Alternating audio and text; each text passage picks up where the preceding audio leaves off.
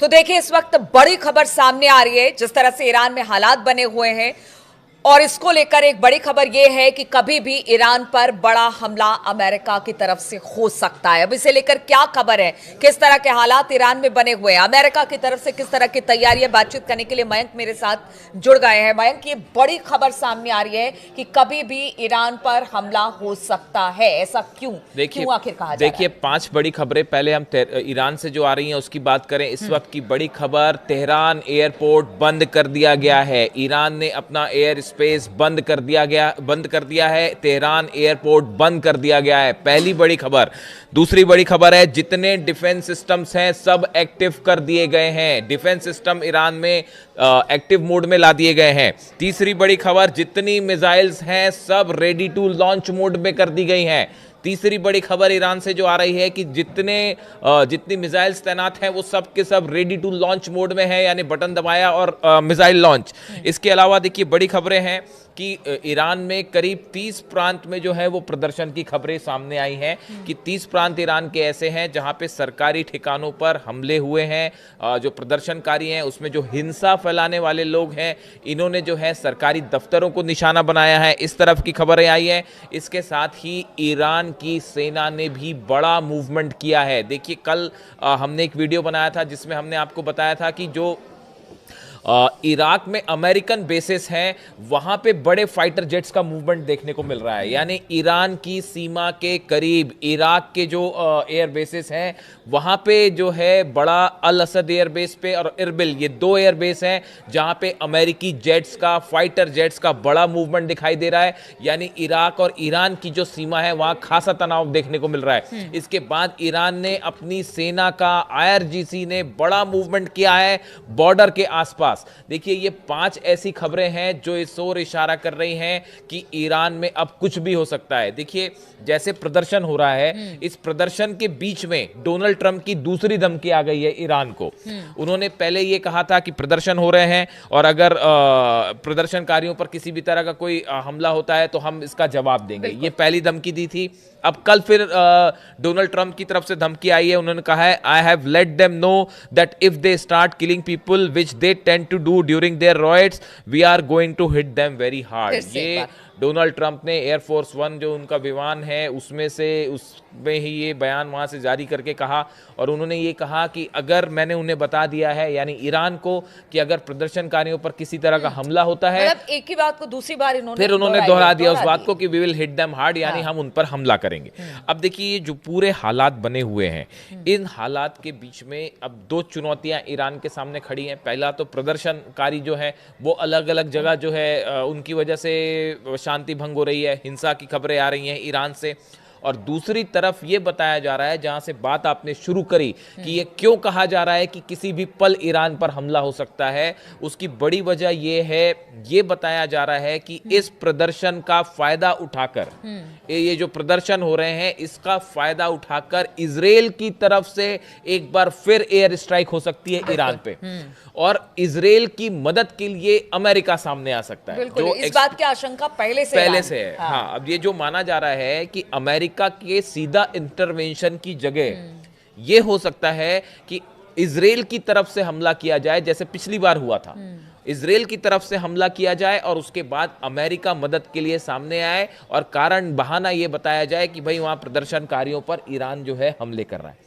मतलब दोहरी चुनौती है, एक तरफ प्रदर्शनकारियों से निपटना और दूसरी तरफ ये कभी भी बाहर। अब देखिए, जो खबरें प्रदर्शन की आ रही है वहां से, और जो इस तरह की खबरें हैं कि कई लोगों की मौत की खबरें हैं इसमें, इसमें आप देखें कि इसमें जो खबरें वहां से आई, आप उसको काउंटर चेक करें।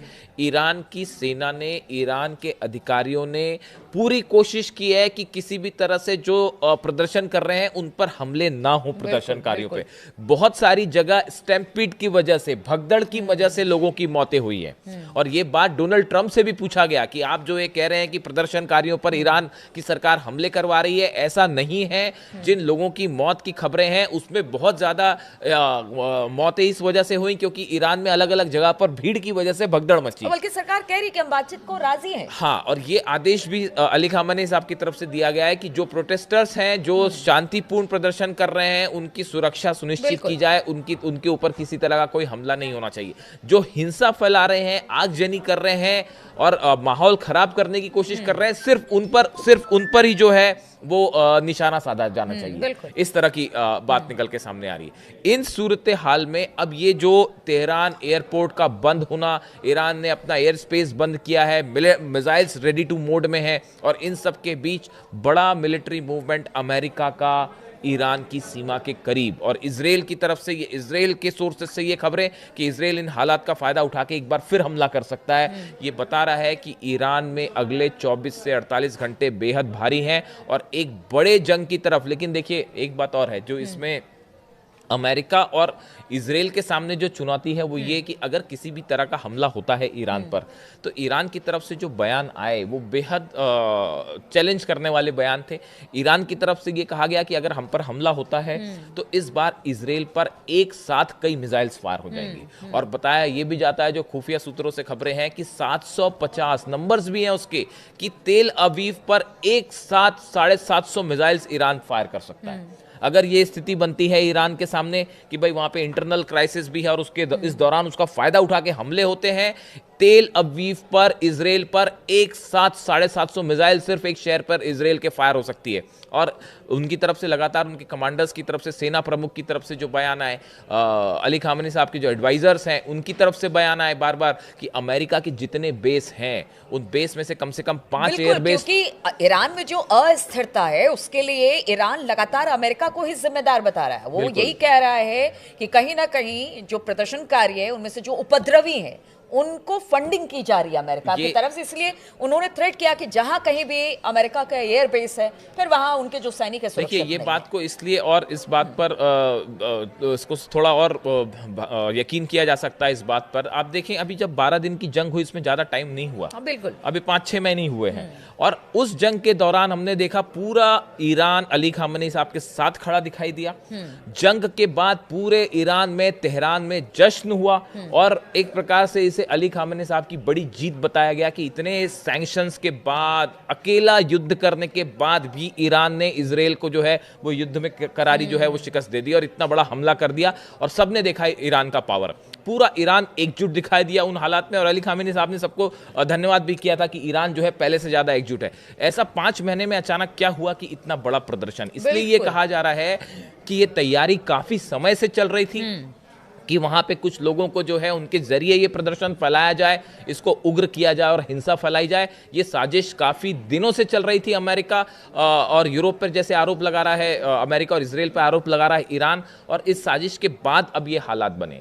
लेकिन अब जो भी है, जो हुआ, वो जो सिचुएशन बनी, लेकिन अब आगे क्या? सवाल ये है कि ये जो स्थिति बन रही है, तेहरान एयरपोर्ट बंद कर दिया गया है, डिफेंस सिस्टम एक्टिव हो जाना, ये वो सिचुएशंस होती हैं जब किसी हमले के ठीक पहले ये वो कदम है जो उठाए जाते हैं। और इसको लेकर ईरान में जबरदस्त अलर्ट है और अगले 24 से 48 घंटे में कोई बड़ा डेवलपमेंट ईरान में हो सकता है। तो ईरान को अस्थिर कर हमला करने की कोशिश है। खबरें तो इसी तरह की आ रही है क्योंकि ईरान अब पूरी तरह से अलर्ट है। उनके एयर स्पेस बंद कर दिए गए हैं। उनको आशंका कि हो सकता है इजराइल की तरफ से कोई बड़ा हमला उन पर किया जाए। अमेरिका का सपोर्ट इजराइल के साथ है। तो ऐसे में सिचुएशन ईरान की इस वक्त अच्छी नहीं कही जा सकती है। हालांकि ईरान ने भी कह दिया है और लगातार उनके नेताओं की तरफ से बयान भी इजराइल और अमेरिका के लिए आते रहे कि अगर इस बार आपने हमला किया तो फिर इसका मुंह तोड़ जवाब दिया जाएगा। अब स्थिति और ईरान में किस तरह से आगे 24 से 48 घंटे में देखने को मिलती है, इस पर लगातार हमारी नजर बनी रहेगी। आप बने रहिए हमारे साथ।